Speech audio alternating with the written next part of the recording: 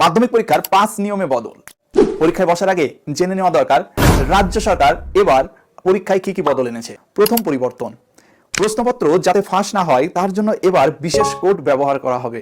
এক্ষেত্রে প্রশ্নপত্র বেরিয়ে গেলেও কোথা থেকে বের হলো তা সহজেই ধরে নিতে পারবে বোর্ড এবং সেই মোতাবেক উপযুক্ত ব্যবস্থা গ্রহণ করতে পারবে।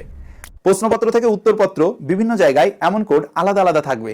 সিভিক ভলেন্টিয়ারদের ভূমিকা নিয়ে বিভিন্ন সময় আদালত সহ বিভিন্ন জায়গায় নানা প্রশ্ন ওঠার পরিপ্রেক্ষিতে এবার মাধ্যমিক পরীক্ষা চলাকালীন নিরাপত্তায় কোনো সিভিক ভলেন্টিয়ার প্রবেশ করতে পারবেন না।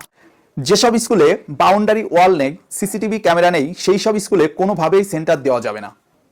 চতুর্থ নিয়ম, পরীক্ষার্থীদের পরীক্ষা কেন্দ্রে পৌঁছানোর থেকে শুরু করে অন্যান্য কোনো রকম অসুবিধায় যাতে না পড়তে হয় তার জন্য আপৎকালীন সহায়তা দল তৈরি করা হবে।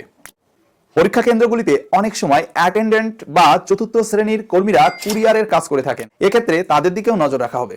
সর্বোপরি সকল মাধ্যমিক এবং উচ্চ মাধ্যমিক পরীক্ষার্থীদের পরীক্ষা অনেক অনেক ভালো হোক। অনেক অনেক শুভকামনা এবং ভালোবাসা রইল বিদ্যা মন্দিরের তরফ থেকে। সবাই সবার বাবা মায়ের মুখ উজ্জ্বল করে ভালো ফলাফল করে সুন্দর জীবন গড়।